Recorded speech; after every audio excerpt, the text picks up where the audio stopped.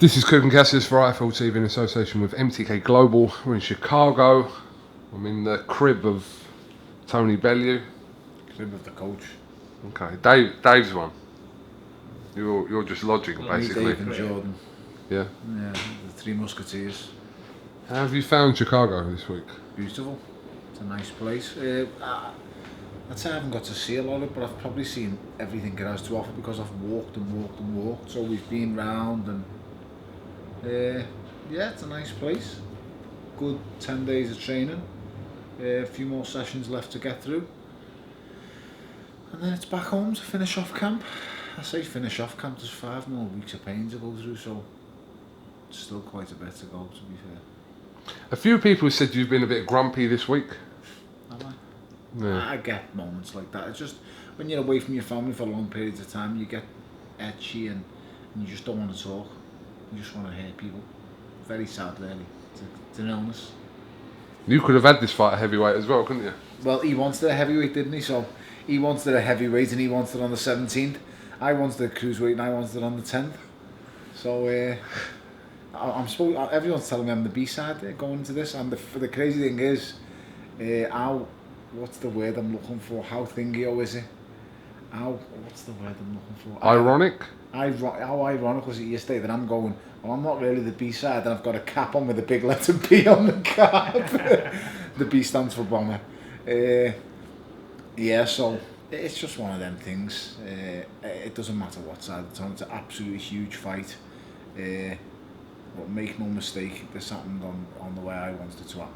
This would have only have happened for all the belts at cruiserweight. He wanted it at a heavyweight. He preferred it at heavyweight, and I said a flat no. I want to fight for all the belts. I'm chasing a dream that no one else can see but me. He's achieved his dream. He's become undisputed champion. He's held all the belts, and he held all the belts and called my name first. So I answered the phone. Just one of them things, isn't it? Like I say, it could have been much easier for me and would have been much better at a heavyweight. I think people are now starting to see I'm a lot thinner. I've come down quite a fair bit, and I have, I had 35 pounds to lose, before this fight was announced, and I've done a very good job of it. It was interesting to listen to. Was you on your honeymoon when that Garcia fight was on? We didn't make an me and my missus, and I was retired, I'll be totally honest. You were watching it on your phone? I was retired, I was watching it on a friend's phone, yeah. Well, I was watching it on a phone, so you can imagine. And we were in a really nice bar, Santana in Mykonos. It's a beautiful place, one of the most beautiful places I've ever been in my life. And I was with a friend called Evan and another boy called Alex, and my wife as well was with me, and we were just chilling, and then I got word that the fight was on, so bang, straight away I was watching. And I was like, like I said, I was retired, and then I realised when I looked at her, I wasn't retired, because I could see the fury on her face, and I weren't retired. I wasn't retired, was I? Because, if I was retired, I wouldn't have been even paying any attention. And then my phone was going 10 to the dozen. He's called your name, because I couldn't actually hear him. And then I got a quick replay back. And Tony Bellew. So, that kind of thing. You actually mesh. I know that's Kazakhstan, but lots of Russian continents in it, you know what I'm saying? Yeah, I'm sure no one would take offence to that. Yeah, no, I'm sure no one. What would have happened, or where would you be now, if he hadn't mentioned your name? I'd be retired. So it's not something you would have thought, actually, I do want to actually fight him? No, I would have, but if he wouldn't have called my name, I would have had to go through a whole lot of... There would have been no way for all the belts to be at stake. So if he never called my name, and he's moving to heavyweight, as he said, the pipe dream's gone, hasn't it? So when he called my name and I seen all the 4 belts, it's like, you've got to do it. And I knew the power I had, the draw power I had. I know I've got I have what he wants. It's crazy. He's got what I want, and I've got what he wants. He wants to become a name in the UK because the UK's market is massive. It's the biggest market in world boxing, and I want them 4 belts. I'm not chasing money anymore. I'm chasing glory. I'm chasing. I don't know. I'm chasing a dream. Chasing a dream that would make me happy forever, mate. So it would be even even more than I could have ever anticipated. Deep down, I always really thought I could win a world title if I was given the right opportunity at the right time against the right fighter. I thought, yes, I can become a world champion. I have the tools, but never in my wildest dreams did I think I could hold all 4 belts. Never, no chance. And that's just being totally honest. So, I just couldn't pass up on it. I just couldn't. And let me tell you, mate, it's caused murders in my house. It's caused murders. She was close to getting an annulment. We'd only been married a few months, and it's caused murder. So, but she understands what she married. She understands what she's been with for nearly 17 years in October. By the time this fight comes round, we'll have been together for 17 years. So, it's but it was an headache. It did cause a problem. He was the second person I phoned. I phoned Eddie. I said, just get the fight done. He said, are you sure? I said, get the fight made. Do it. Whatever it takes. Then the second person I phoned was Dave and said, listen, what do you reckon? Because I know I can beat him. And he said, I think you can too. And that was the end of the conversation. All this while I was on my honeymoon. Then I went back to the bar. Another couple more drinks. Told me missus, don't worry, it'll all be okay. And I just continued to say that to her for the rest of the honeymoon. Don't worry, he'll be fine. He'll probably say no. And each little thing that we kept putting into the contract and the deal, it done. And what surprised me was he agreed to all the clauses, everything else. He had one demand himself. He had one demand, and no one knows this, and his demand was a rematch clause. So he's not as confident as he makes out, is he? I know it's general, it's standard practice in the professional world of boxing, but you know, when someone's so superiorly confident, a la David Haye, they don't even think about rematch clauses. So it shows you that he does rate me in some kind of way. And I was very humbled when he said in the press conference he thought when I left the cruiserweight division I was the best cruiserweight in the world. So I was honoured that he thought that. I really was, so that meant a lot. Because it feels like, well, it's not just my mouth and me saying I'm the best cruiserweight in the world. He must have really thought I was at the time. So fair play, thank you very much.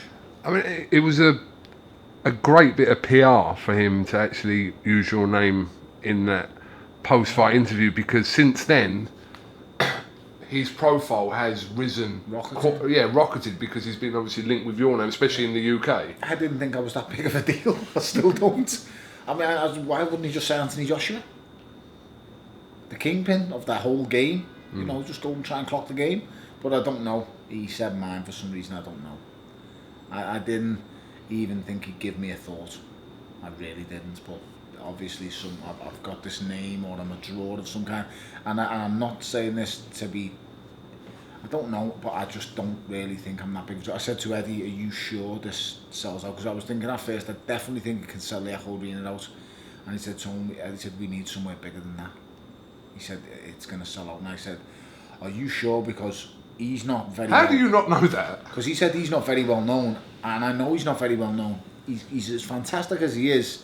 He's not the greatest on, you know, he's not a big knockout puncher. He doesn't do outlandish things. He doesn't do outrageous stuff. He's a really good boxer. He's a really good fighter, and he doesn't speak the best English. So he's always going to be a difficult sell. So adding two and two together, and I feel like I'm only valued because I'm hated. But I think that changed with the Haye fight. So I think some people like me. Don't get me wrong, I'm still hated by an awful lot of the majority of people. They want to see me get knocked out, but the thing is, they want to actually see me. So if you ever see me get knocked out, or you want to see me get beat, or you just want to see me because I've become appealing. So I don't know. I've got I wouldn't say a chip on my shoulder. I've got a side to me where I like to feel the world's against me. And that motivates me. Everyone's against me, and that gets the best out of me. And this fight is massively that. No one gives me a hope. I was never given a hope. Like I said, I was never supposed to earn the amounts I've earned. I was never supposed to win the things I've won. I was never supposed to go the places I've gone. So I come from nothing, mate. Do you think people would give you more of a hope in this fight or the first David Haye fight? No, definitely this fight. They give me more. They give you more of a hope in this fight than the first David Haye fight. You've got the best way of looking at it is when we signed up for the first David Haye fight. The words of the people was, he's gonna get hurt, I fear for his health. That was the best one. We fear for his health. He's going to get his head caved in. With this one, it's just like Tony Bellew's going to get a boxing lesson. So it's gone from. But I still think that it's a similar sort of range where people just don't give you a chance. Oh yeah, but at least it's different. It's different. In the Haye fight, he was getting damaged and smashed a bit.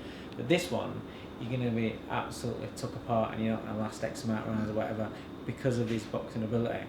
But I think he can see an ending. But I still think that it's the same where same percentage of people. Oh yeah, I think that's a fair point. What he said. What he's saying. How many people actually expect me to win? Yeah, he might be right on that one. It's the same amount in that way, but the people that actually just give me a chance, like more people give me an actual chance in this one than they did in Haye one. And then I always told you what would happen. I told you I'd beat him the first time. I told you I'd give him a rematch, and I told you in the rematch I'd beat him even quicker than I did in the first fight. And the funniest thing is, I told you they don't make excuses. So the first one was the injury. Okay, it's the injury, fine. He's got a bad Achilles. The injury played the part. I have no doubt about that. I actually think I'd have stopped him quicker if he never got the injury, but so be it, he got the injury. Second one, I said I'd do him even quicker. And now because I've done him even quicker and it went the way exactly as I said it, he's an old man now. But no one was saying he was an old man at the media workout. No one was saying he was an old man when he ripped his top off and had six-pack bulging out of his stomach. Or he had muscles popping out of his neck. No one said he's an old man then. Because fat boys beat him, he's got to be old. What I mean, one with this is, I beat Alexander Usyk, what's it going to be next? He underestimated me, and he wasn't that good after all. He is that good, mate. He's fantastic. He's absolutely fantastic. He's the best fighter I will have ever faced, by a country mile. He has too many tools, too many things he can do, but there is, once again, there is faults, there is mistakes that he makes. Every fighter makes, I make them loads, I'm terrible on paper.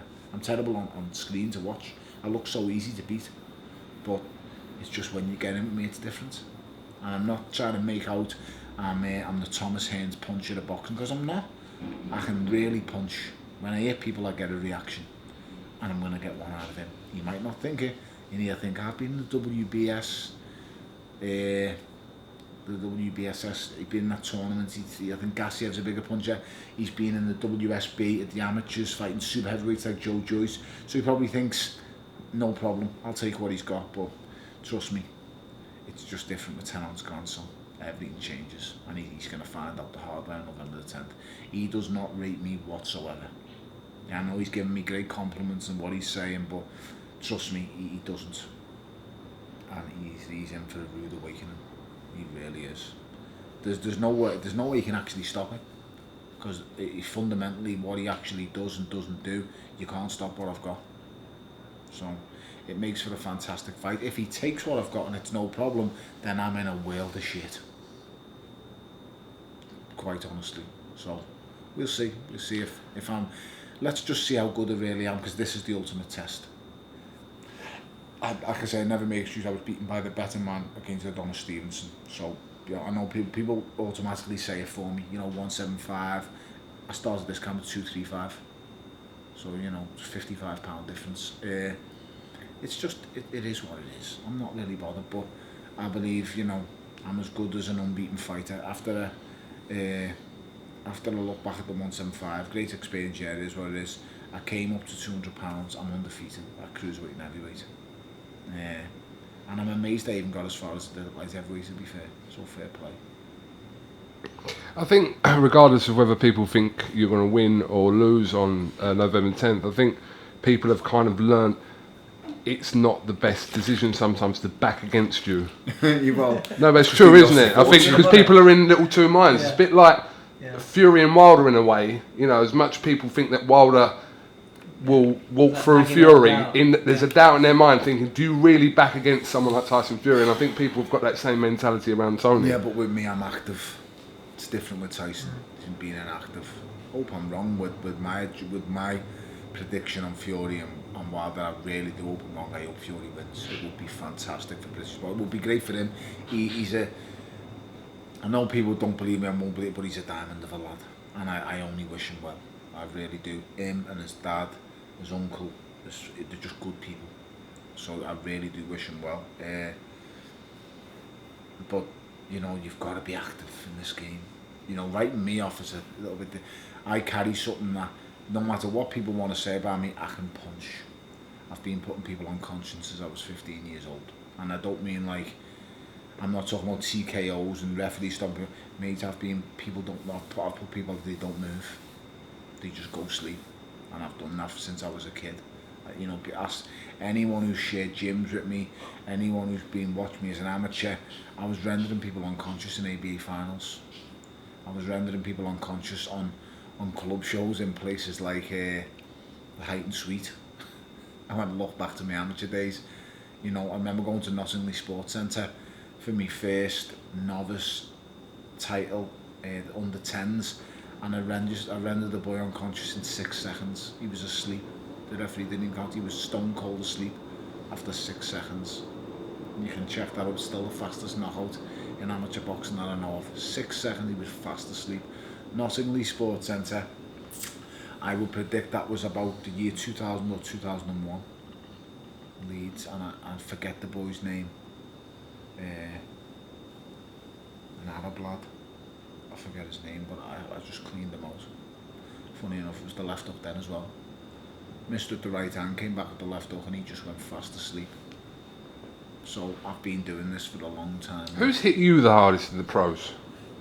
The hardest I've ever been hit in my life, I reckon, was day to day in a sparring session about 10-15 years ago. Well, yeah, 10 years ago in the Salisbury boxing gym. It's the hardest I've ever been hit. My back leg kicked for no reason. My back leg, I didn't go down, my back leg just kicked, and I just went, great shot. And he just looked at me as if to say, what is going on? How are you still even awake? And then I just gave it to him for the next 4 rounds. Adam Booth always remembers that sparring session. People who were there will have known I'd done really well, and I'd only just won my first ABA title, and he was fighting Mark Hobson for the British and Commonwealth. What funny you say that, because that's one of the hardest I've ever been hit, if not the hardest. Adonis Stevenson hit me hard, but to be fair, I used to see stars off jabs at light heavyweight, and that's not, I don't know if that's a good thing or a bad thing, or I'm being big-headed, but I've seen stars off jabs when I was making 175. Stevenson hit me in the 3rd round of the fight, and he hit me on the forehead, and I swear I thought he crushed my skull. I heard a crunch and a crack when he hit me that hard, and I remember thinking, is that his hand or was that my forehead? And I was actually thinking that while this crazy little midget was in front of me trying to take my head off. And in the same sparring session with David Haye, I hit him on the side of the head, and he took a knee and said it was his groin. David Price hit David Haye with this right hand in the gym, and I have never seen it since. He hit him there on the chin, and he spun him 360 degrees. And Big David, the way he is, just stood there looking at it. And if we could knock him down, we'd be getting paid a fortune off Adam Booth. Was this in the same sparring session? What year was this? This was about 2004. It's just before he pulled out against Mark Hobson. Just before he pulled out against Mark Hobson. Because he pulled out after our sparring session. And I always remember Mark Hobson wrote in a paper, because social media wasn't around in them days, and Mark Hobson wrote, I heard you got bashed by 2 heavyweights in Liverpool, and it was me and David Price who would give him a good going over. You know, listen, but sparring doesn't mean anything. He could have been tight at the weight that day. He could have been feeling down. You know, he just drove all the way down from London. He's got in the ring with 2 young lads, and he was doing, if I remember correctly, he was doing 4-minute rounds. He was, yeah. 2 minutes with Pricey, 2 minutes with me, and then having a minute rest. 4-minute rounds he was doing. So it goes to show you. But I knew from the minute that sparring session finished that day, one day I'm going to fight you. And he was my goal in my head. I always wanted to face David Haye. I always wanted to face Bernard Hopkins as well, but David Haye was the main goal. I always wanted to face him, and he was the goal for me. He's always been someone to look up to. I told him, I've sat down with him since all of the shite's over now. We were both working on one of the bills, and when he retired, I got straight in touch with him. And I said, listen, I'll always look up to you. You were someone who I always admired, and someone I always wanted, I wouldn't say necessarily be like, but I admired him. He was amazing at what he'd done. And he's been a brilliant fighter, an amazing athlete, and he fought. Him and Adam Booth together created a style. And okay, yes, we'd seen a similar style before.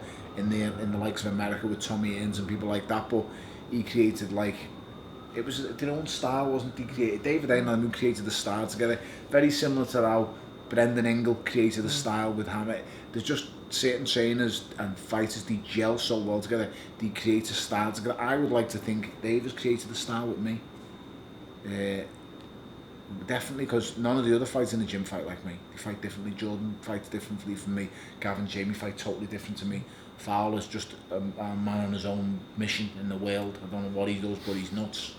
He's great. But we all fight differently, whereas some gyms produce the same fighter over and over. Do you know what I'm saying? You go there and they become a solid walk forward fighter with their hands up like this. Some other gyms create a nice loose style. In our gym, we create something different. Adam Booth, actually, to be fair, he tries to create different things. Tony Sims is a brilliant coach. He creates, all his fights are different. Ted Cheeseman is nothing like, is it Felix Cassius his name? Ted Cheeseman is nothing like Ricky Burns. So these brilliant coaches, they work with what they have. And that's what I always felt that Dave and Adam Booth done. They created their style and done what they done. And like I say, mate, he was brilliant at what he done. So I'll always admire him for that. But to answer your question, yeah, I actually do believe he was the hardest I've ever been hit in my life. That was not a nice punch to him. It was a right uppercut. I'm actually lucky I seen it at the last minute, because I reckon if I didn't see it coming at the very last 100th of a second, it'd have put me asleep. Definitely. It's always the one you don't see that knocks you out. And I've never been knocked out. I've been down on numerous occasions. I've never actually been down in the gym. No, I haven't. I've been stunned in the gym, not loads of times. I've been hit and thought, fuck's sake. But I've never been dropped in the gym. Yeah, never. So I heard the sirens actually while you were in mid-flow. That it was right on cue. Yeah, news today. Your fellow Scouser, oh yes, Rocky Fielding has landed a huge opportunity. Madison Square Garden, December 15th against Saul Alvarez, Canelo Alvarez. I am so happy for him. You know, Rocky. I texted him, and I'm not going to go into what we were texting on the phone. And I just said, lad, I'm so happy for you. I told Dave, and me and Dave were just laughing to ourselves in Nando's having our dinner. And I said, you know what, I'm so happy for him. That lad just deserves. He goes anywhere and he fights anyone. He's always against the odds. Look what he's had to come back from. That was a very hard loss what he had to come. Career defining loss. Shattering. It shattered. Not many kids come back from that. No kids come back. Your own city dog. No kids come back from a first round knockout loss like that. And you know what, he just go, and his first fight back was Rebrassi. Yeah. And it was a hard scrap. And then Eddie keeps doing this. Eddie's like, well, I'll just keep matching him tough because we've seen Eddie's thoughts. I've seen his level, but let's see how much you really want it, lad. And then it's from like the likes of the brass to the riders and they're hard scraps. You know what I mean? He's not being given anything, and I just can't give the lad so much. I give him so much credit. Now he's fighting, you know.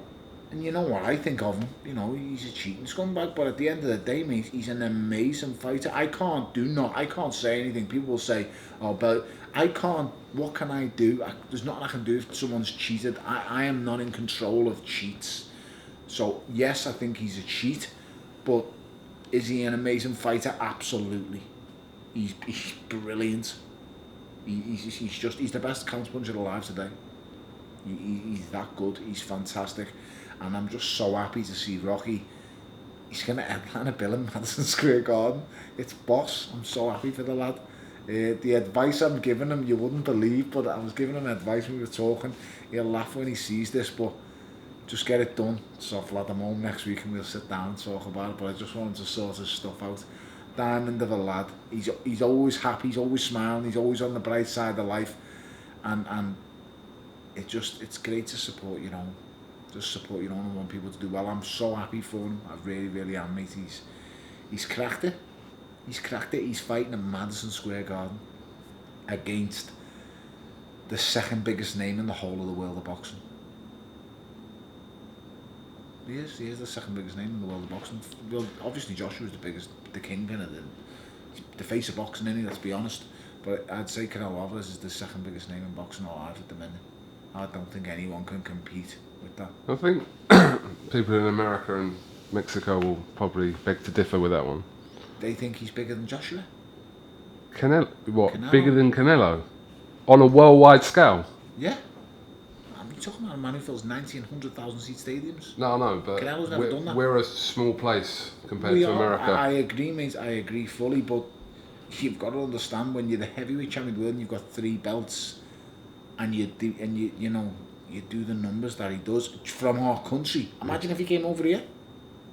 He's Joshua's potential is huge, mate. Trust me.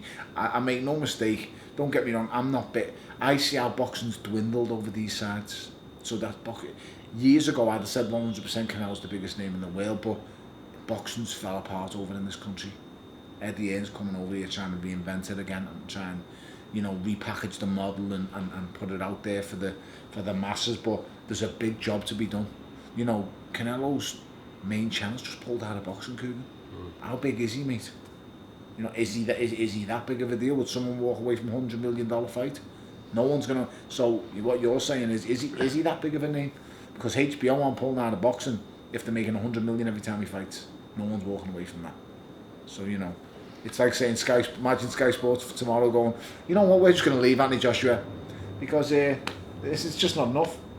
It's not enough in it for us. Okay.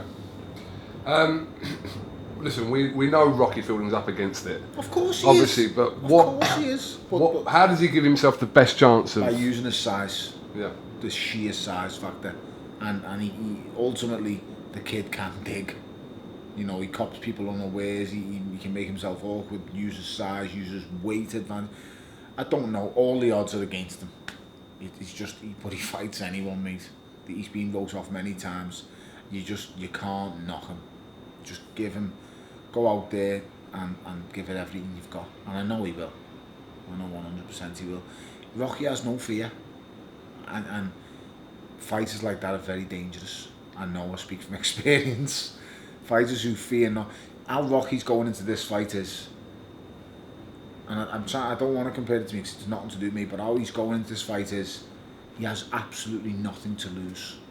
What does he have to lose, KUGAN? He's suffered a defeat in his career. This lad started, I think, at Oldham Sports Centre, and he's topping a bill at Madison Square Garden. It's a fantastic story, and anyone who hates on it or gives the lad stick, you're just an arsehole if you do that. The lad is such a nice kid, so happy-go-lucky.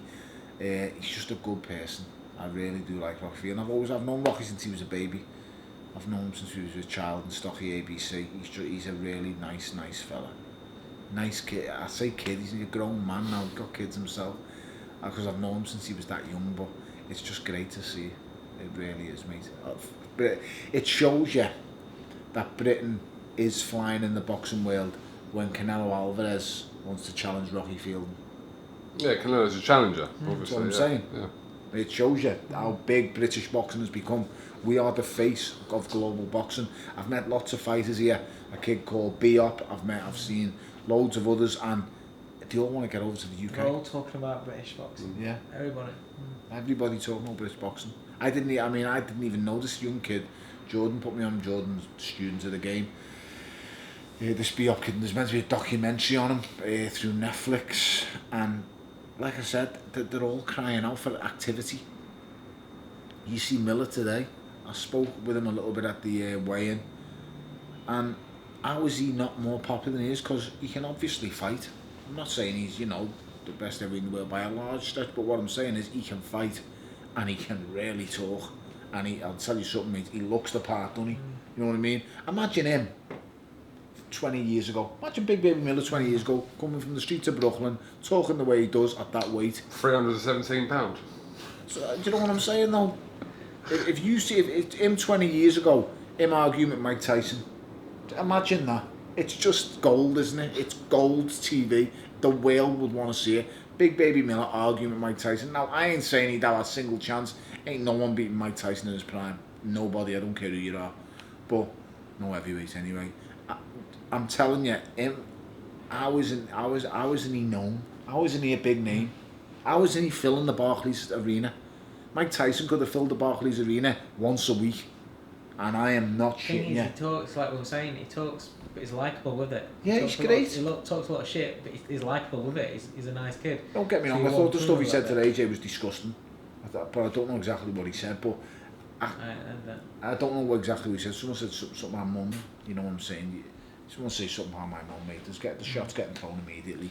But you know, he's just trying to get a way into the. Once again, a fighter trying to break his way into the English market, because the English market is so big. They don't care over here. They don't care. It's crazy. How long's this been going so far? Just picking this back up. Okay. Yeah, we've been rolling for half an hour actually. Okay. Time flies. Just want to pick up on something I was talking to Jarrell Miller about yesterday. He's not enrolled in VADA. Why? He gave quite a few reasons why he's not enrolled in VADA. What was the reasons he gave you that? Because he's not in the WBC rankings. Okay, well I can understand that. And but he must want to be. So they must have asked him, because he came to me many years ago when I always stipulated that I wanted to win. My dream was to win the WBC title. So we made the moves in the quarter for the WBC, and they said you have to enroll in our program. So I said no problem at all, and that was at light heavyweight. And I've been enrolled in the program now since I was light heavyweight, so 6, 7 years. I looked through all my tests the other day. I've done close to 100 tests. This year I've done 8. So. You've done 3 for this camp already? 3 for this camp, 4 for this camp already. He also said some other reasons why as well. I think he was kind of suggesting, I'm not trying to take his words out of context, but it sounded like an inconvenience where they kind of could... I get that. Yeah. I do get it, because they know where I rest my head every single night. Yeah, wherever you are, you know. They can call upon us at any moment. And where he said he was not in the rankings, he didn't see, you know, why he had to enroll. I don't know why he's not in the rankings though. Yeah, but surely he's ranked top 15. Come in. Surely he's ranked top 15 with everybody else, and he wants to be top 15 ranked by WBC. Because my initial question to him is that how does this? You can see how this kind of looks when you choose not to enroll. Oh, looks suspicious, of course. Yeah, and he could kind of understand that as well. But you know, he's not soft. He's a clever individual. Yeah. He ain't soft, Jarrell. I'm shocked at that he wouldn't want to be done that, because then he isn't going to get ranked. So he's hoping that. But also you put yourself open to suspicion. Of course. But I'm sure he'll get tested by the commission on the night anyway. But you know, with as I said, if anyone was to ever, you can't label a lot of cheat. I don't care what you say until you fail the test. There's lots of suspicion out there, unless there's clear evidence. Then you know. What is clear evidence anymore? Oh, it's getting clouded. That is.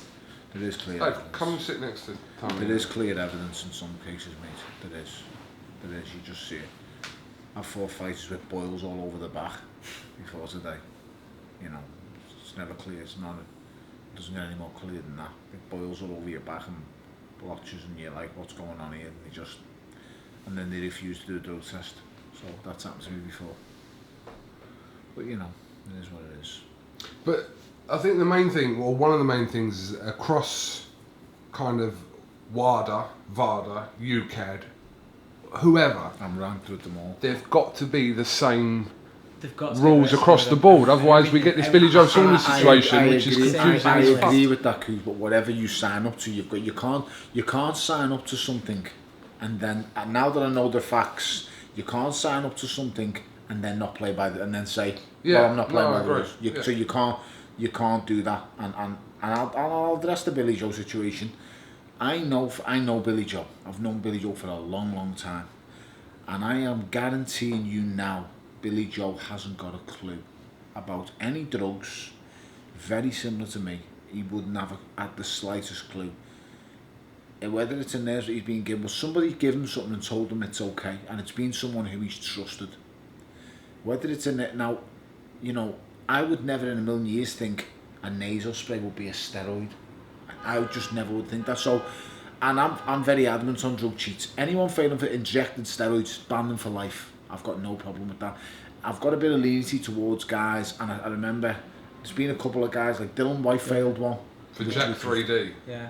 did he drink something over? So I've got. It was over the counter. Yeah, It used to be available. It had only been just recently banned as So well. There's one ingredient in it that had been added to the list, say for example in August, and he took it in September. You see, so roughly that was what it was. I have a lot of sympathy for someone like Dylan. I remember, I'm not sure if it was Dodson or Enzo McInerney. It might have been two of them, and they had something similar. They drank a drink over the counter, and it had something in it, and they got you know, a sentence or whatever. And I genuinely and on our feel for them people. I'm not saying that innocence and there's not okay. Yes, you've made a little mistake, but you're not one of these scumbag cheats. Don't label someone with someone who takes something over the counter or sniffed a nasal spray with someone who's injecting steroids or someone who's doing what's them wires they put in them, the IEDs, is it? The drips in them to get them back in. That's illegal.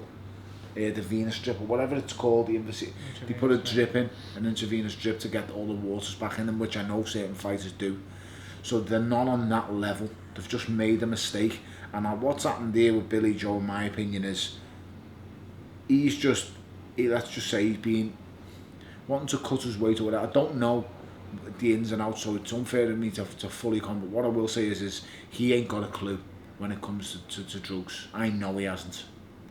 So, and or not, Billy Joe has not got a clue, but whoever has given that will know what they've been giving him. Whoever gave him it knows what they've given. That's a fact. They know what it does, and they've known he shouldn't be taking it. And you know, and it's wrong. The lad shouldn't be put in that situation. So you know, it's just wrong, mate. Like I said, he's clueless when it comes to them things. Same as 99% of those boxers are. 99% of those will, but then I am so guarded and so suspicious. Like I said before, I've got this mentality: the world's against me, mate. I could be dying on a bed and someone gives me a tablet and says, "Take that, you'll feel better," and I wouldn't take it. That's me. But he's trusted someone, and they've given him something, and he just, you know, he hasn't known, he hasn't got a clue. So for me, the punishment lies with whoever gave him it. Whoever gave him that. And next time he will be, from now on, he will have the mentality I've had my whole life with being so, no, and it's a bit sad because the lad's being tarnished, but like I said, you can't sign up to an organ, you can't sign up to something and then not adhere to their rules. I'm signed up to all three, so I don't even know, Cougs, all of the band list. I'm signed up to all three organisations. Right, so I was going to ask you, so for example with VADA, yes. Okay, so you can obtain a list, I suppose, at any point from their website about what's banned. I just got an email actually, and I'll show you the email. I was with him yesterday, and I got an email off them yesterday now. My question was, do you get alerted to when... Don't put it on the camera because it's got my address on and stuff, but that letter come to me yesterday. I got tested on, what date was that? The date, 10th of September. And what does it say underneath it, what you've come back as? Results negative. Yes. Okay. So now I've never known them to send these letters in because I've done that many tests with them over the years. So that letter come from VADA. I'll be honest, my ass fell through my pants. I was reading this going, VADA sent me a letter. I was thinking, I've done hundreds of tests, I've sent me letters before, and then and I said to him, my heart stopped. I thought, why am I even like that? I've never took a drug in my life. I've never even tried like a synthetic drug, or I've never tried anything in my life, but it's just after seeing the news, and I didn't know anything about Billy Joe, by the way, because I've stayed off social media for a week. I've just went back on it today because I heard about Rocky, so I wanted to say made up feel lad and congratulations, and so I didn't pay attention. I didn't know Billy's full situation. I spoke to Eddie, and Eddie told me, kind of broke down the situation to me, and while I feel for him, you know what you're signing up to with VADA. My question was, when there's a new substance that's been put onto the ban list, are you told about that through an alert? And if not... Yeah, an email does come through, yeah. It does? Yeah. So every time there's something added onto the ban list, you're alerted about it? UKAD do it. I don't know about VADA and WADA, so UKAD have messaged me. It's like you just said that's the first email you've had for... Yeah, off WADA, or was that WADA or VADA? VADA, I think that was. Was that VADA or WADA? I think it was VADA. I think. Yeah, it was VADA. Yeah. So, okay, I don't know. But like I say, I don't take anything that could possibly... I take natural supplements, so I take all CMP supplements and products because they're all batch tested. And Let me see. And that, 12. That's you're all I right, take. right? I had to get that because I forgot to bring mine out here. So that's all I really take. So, you know, I'm just, listen, if I took steroids, I'd be the worst advert in the world for bleeding steroids, wouldn't I? Kidding me. But I don't want to go on about the Billy Joe incident. I just feel for him. I know the kind of person Billy Joe is. He's a good lad. He's one of the boys. And let me tell you, mate, cheating just wouldn't be in his... It's just wrong, mate. He's been given something, and it's wrong. It's wrong. And he must be furious as well. He must be furious because you're tarnishing the lad's name, and it's just not him. It's just not him. Now, if you said Billy Joe had been out and fucking cleaned someone out, then I'd have gone, you know what I mean? It's Billy's down the bend. Or throwing a chicken at someone, yeah. He'd have thrown a whole chicken and bounced it off someone's head. I said, you know, Billy's just been caught the dope. But he's not a cheat, mate. He's not a cheat. But I think the confusing bit comes is where UKAD say that he hasn't done anything wrong because they deem it to be in competition on the night of the fight. Up to all of them, no, I know, but this... I get you. I'm Dave and Eddie say... And WADA, I believe, the same rules as UKAD in reference to this, that they deem in competition the same as... And what did surprise on me the fight night, I believe. What did surprise me was someone showed me Victor Conti breaking it down. What it is, Jesus Christ! Fucking hell! It's some fucking nasal spray in it. I couldn't believe what it was. So I've never seen it. I don't know anything about drugs, so it's unfair of me to comment. But I'll tell you something, mate. I'll have a go at that when I finish boxing. If I get a cold, that'll heal me quite quick. So I haven't got a clue, but it's mad how the world is. We have a bad problem with drugs in boxing. We have a bad problem, and it isn't nasal sprays where the problem is, mate. Well, you think it's not nasal sprays when you see what it can do. I don't know what it is. Because you think that Victor Conti broke it down, because Victor Conti is a genius with drugs, obviously, over the years, Balco labs and stuff like that. He's known for treating many fights over the Usyk Mosley was one of them he's looked after. They create drugs to make better athletes. That's what his job was. So he knows everything about every drug, and it's just unbelievable. Like I said, you'd be better speaking to someone who understands and knows. Fantastic, that, isn't it? It's rude as well, you know. He knows I'm he knows we're in here. And it's crazy. But can we get off the topic? Because I don't want to talk about drugs. We can. Getting off this, you know, I was disgusted that Joshua was forced to face that cheat last time out. So, you know, pisses me right off. You know, Sky wouldn't even let me broadcast because they knew what I was going to say. This cheating. Beep, beep, beep. That's the only stuff you can talk on IFL. Pretty much. I'll give you that. Say what you want. I'll give you that. Did you watch any of the Fury Wilder press tour? I heard you say you didn't really watch it. No, because I was off social media, but I've seen the coach showed me a few bits on a stage, a bit of back and forth, which was funny. I just thought it was completely round the bend when he said, let's have a body spar. That's brilliant. As if that's going to happen.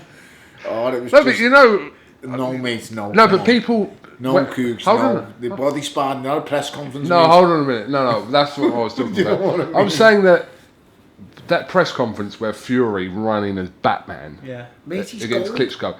You can't say it didn't get into Klitschko's head. Now, Wilder's a little bit Fury-esque. I don't think he gets into Wilder. I think he's a different type of person. It's a different type of person, Klitschko's but... a control freak. Yeah. Do you really believe him coming in as Batman got in his head? Don't be ridiculous. He just laughed. The next day, he pulled out the fight. Mate, no, it didn't get in his head. I'm not having that. Right. I'm saying Fury as a whole got into. He definitely did for that first fight. Yeah, but listen, think about it. No, that was the first fight. That was he had a rollabout with Fury with Klitschko's belts in the middle of the press conference. Don't tell me he's thinking, oh... Was that Hughie Fury just as the Joker? Yeah, it was, wasn't it? Yeah, was it? It was, yeah. Brilliant. It was. That's great. It was. I didn't know it was Hughie. To be fair, mate, it's... mind games stop when you get in the ring. Well, they do for me anyway. You're mentally strong and you just brush them aside. They don't mean anything. So, and I've fought some very mentally strong people over the years. For me, that's how it works anyway. I don't believe any fighter. But there are fighters that can break with mind games. Yeah, I know he's right. Yeah, tell that to Tyson's first 20 opponents. And if you're a control freak like what they were, then when you've got Fury's telling you this isn't happening, that's not happening, we want to do this, no, not happening. It gets to him. Tyson's a good fighter, mate. That's what people don't realise. He's a heavyweight with a set of skills that no other heavyweight has. He's big, he's quick for a heavyweight, he's got good feet, he makes you miss. And that they're the things that people just can't really adapt to in the heavyweight division. He's big, he's clumsy, but he makes things work for him. As is Wilder, he's the polar opposite. He's big, he's dangerous, he's long, he's powerful, and his wildness works in his favour, because you can't predict what he's going to do. He's the most unreadable fighter in the world. He hasn't got a clue what he's going to do, and if he hasn't got a clue what he's going to do, you've got no idea what he's going to do. And Fury is in a similar kind of catchment area, that he's very unpredictable. I mean, Tyson's got it in him to wake up on the day of fight and just go, can't be arsed today. He's got that in him. And when you're facing someone like him, that is hard to get your head round. Is this fella going to do it? You know, he's nuts, he's so he's hard to, he's just unpredictable, and that is hard to master. It really is. And don't get me wrong, I like I said, I hope I'm wrong on my prediction for the Fury and Wilder. I really hope he does it. And if it was Wilder, if it was Fury going, if it was the Fury that was in Dusseldorf that night against Klitschko, I'd say he's going to win this, because he's just going to find a way to fiddle his way through. But inactivity will come back to haunt you at some stage, and lifestyle will get you. It will bite you in the arse one day, and I just think it will happen in this fight. And it's such a shame as well, because the lad achieved his dreams in Dusseldorf. He really put it all out there. He went to Germany, he got the job done. Doesn't matter whether exciting title fight, whatever. He achieved his dreams, and he just let it all go to his head. And I can understand that. You know, I remember sitting down with Mike Tyson, and I'm saying I was just a kid when all these dreams that you have and all these thoughts that you have when you win the world title, they just come real, and it's all just, you've got it all. But he had it all, and he just let it evaporate from him. He just literally pissed it up the wall, and it must be so frustrating for the lad. And he looks like he's in a really good place now, so I'm happy for him on that front. Billy Joe is quite close to him and said to me, you know, he was in a bad place, which was very sad. You know, I don't wish bad on no one, and there's more to life than boxing. And you know, to see the lad happy again, even whether he's fighting, it looks like boxing has saved him. You know, because he's, you know, depression and stuff like that. It's a frightening place, a dark place where he's been. I'm sure there's drugs, alcohol, depression. It's a slippery road, mate. Once you're on it, it's virtually impossible to get off. He is one of very few who's found his way off it. So, you know, fair play to him, and happy days for him, mate. Good luck to him. I hope it goes great for him, I really do. Just want to finish off, obviously, by talking about tomorrow night. Last night. Yeah, obviously, for Gavin McDonnell, huge opportunity, and also for Callum Johnson as well. Both our boys fighting for world titles tomorrow. Just fingers crossed that both we get 2 new British world champions tomorrow. Gav McDonnell is going in against a well-travelled fighter in Daniel Roman. It's a hard fight, mate. It's a hard fight, but you know, they don't give world titles away. No. And we know what we're getting into. Gavin's been fantastic all camp.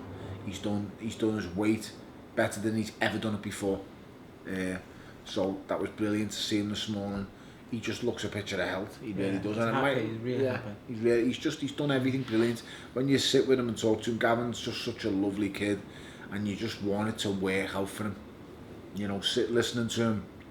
We were in the stadium, and I took him away from the weigh and stuff. We all sat down in the arena, and he just said things to us that I'm just so happy. I've done everything I possibly can. If I listen to, he said today, if I just listen to you tomorrow, I'm going to become world champion. I've done all my stuff in the gym. I've done everything I know. And he said, I'm using his words. He says, I just listen to you tomorrow, I'm going to be world champion. And it's just lovely to see a lad just sitting there, and he's just got, you know, because I've been there and I understand what's going through his mind. You've literally got your lifelong dream in front of your eyes. You know what you've got to do, and he's there. And it's hard, you know. I feel for him, I really do. I wish I could go in and punch the little fella for him myself, but I can't. But he's just, I do, but I just want him to get it over the line, and then I'd just be so happy for him. It'd be brilliant. And then you've got Callum Johnson who's up against it, hard fight. But kid can dig a bit. So, in my opinion, he has to be smart and meet fire with fire, but he has to be smart doing it. So, you know, the only way he's going to get this one over the line is by catching and countering him. He has to catch what's coming at him with Bellew and nail him hard and nail him often. Because I'll be honest, mate, he just looks like he wrestles bears, that man. He looks like he was raised in a cave. He just looks like an animal. He really does. And like I said, you've got to take your opportunities when they're there. And you know, Joe Gallagher and Callum Johnson feel like they can get it done, and I really hope he does. A lovely lad with a heartbreaking story, with a heartbreaking backstory. You know, I've seen the clip. I was showed the clip by someone who showed me. Someone showed me the clip on his dad, and it's heartbreaking, mate. I couldn't bear, you know, thinking about losing my dad. So, as I say, we all go through losses in our life. Excuse me, but you know, he's had to come through it, and he's doing really well to get through. So I only wish him luck. I really hope he does well. Lovely lad. Always got a smile on his face, and it'd be great for him to do it. But ultimately, mate, Gavin McDonnell's my boy. I just wanna.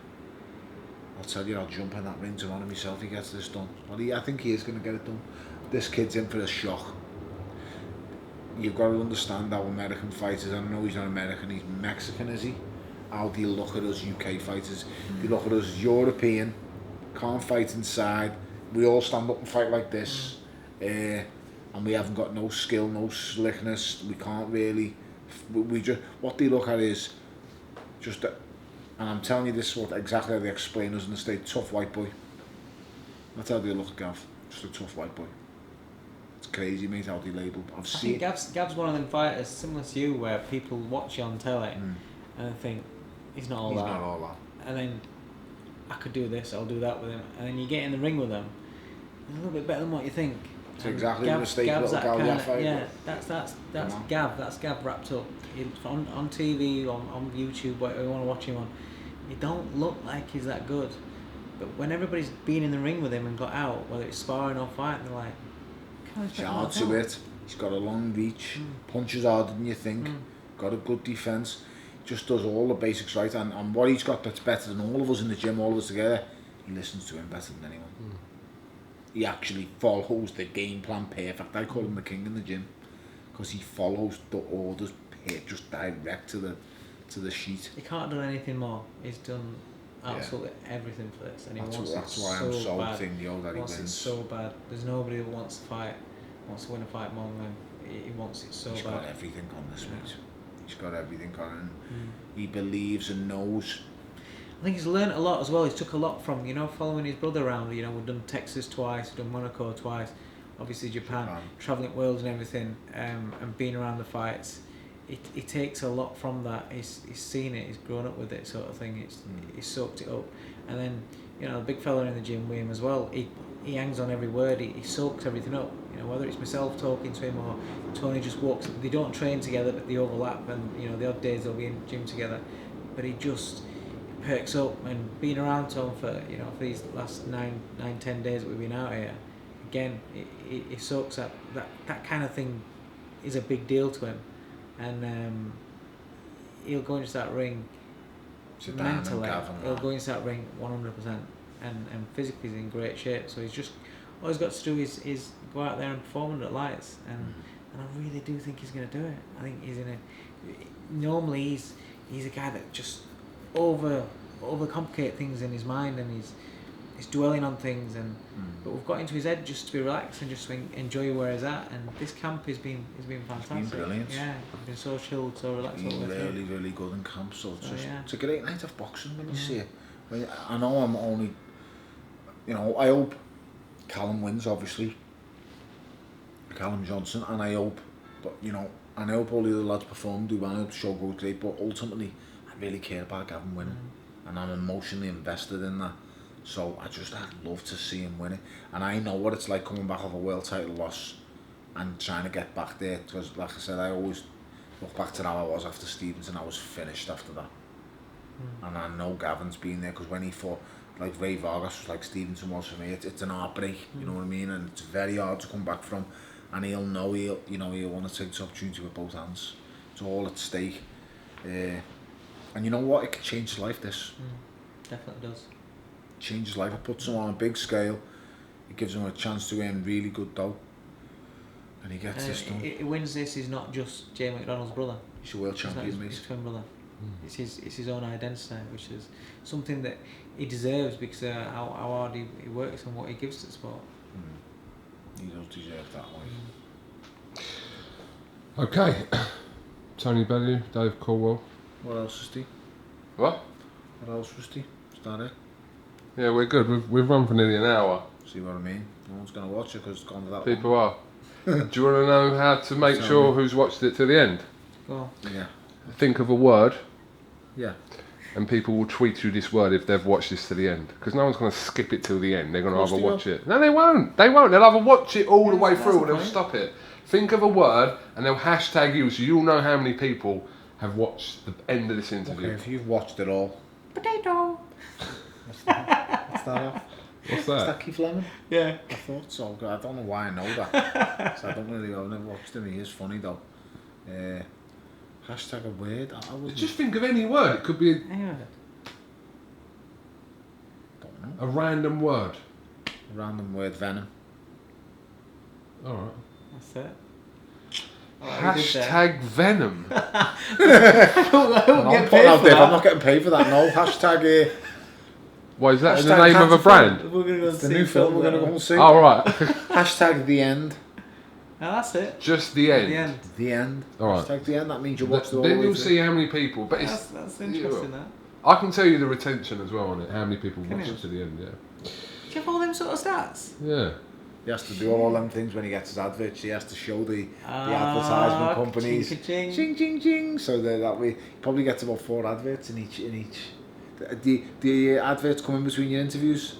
No. So like every 10 minutes, an advert comes in. No, not I'm yet. sure you can do Not that. yet. Not yet. At least he's got goals. All right. So the hashtag is the end. Yeah. And then this will give some Twitter indication of how many people have watched it to the end. Or Instagram. Okay. On Twitter. Or Trying to stay off social media at the minute. It just winds me off. Just gives clueless idiots a mouth. Don't get me wrong, not everyone's a clueless idiot. There's a lot of good people on there, but social media platform is the only place in the world where everyone's a millionaire, everyone's living an absolutely amazing life, and everyone's just happy all the time, and everyone just likes to give out abuse. I just don't get it. I never cease to me. Why would anyone go on social media to give people abuse? Is your life really that bad? You want to just abuse other people who you have no idea what they're like? You wouldn't believe the amount of messages I get every day. People go, I used to think you were a right prick, and you're actually sound. And then I go to them, well, aren't you a prick? And they go, now I know why you. Now I know why I thought you've never known me to think I was a prick. You know, don't take what you see by a 15-second snippet on a camera to judge me by who I am. Yeah, watch the hour-long version and really get to know who you are. Yeah, but I'm not. I'm just a normal fella, mate. It's the exact same as you, Cougs. The exact same as the coach next to me. We're all just no one is. Fight a little bit better than us. I can have a little scrap, like, but no one is better than anyone in this world. No matter what you have, no matter what you've done, no matter what you've got, you are no better than anyone else. You have 2 legs and 2 arms. Some people don't even have them. But you, no matter what, you're no better than anyone else. You're just a person.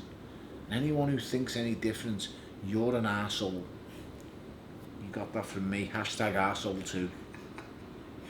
No, she's just going to get a timeline of people calling you an arsehole. You're going to forget about it. Hashtag arsehole, hashtag the end. You can take your pick. How about that? Yeah, you won't know which is which. You won't know if they're calling you one or they've genuinely watched the end of this. I don't mind. I've been called worse. Have a lovely day and keep tuning in to IFL TV, associated with MTK Global and the coach and myself. Oh, and don't forget Cougs. Oh, Tony Bellew, Dave Caldwell, thank you very much. We'll definitely catch up with you after tomorrow night, so I'll let you crack on with your night. Let's hope so.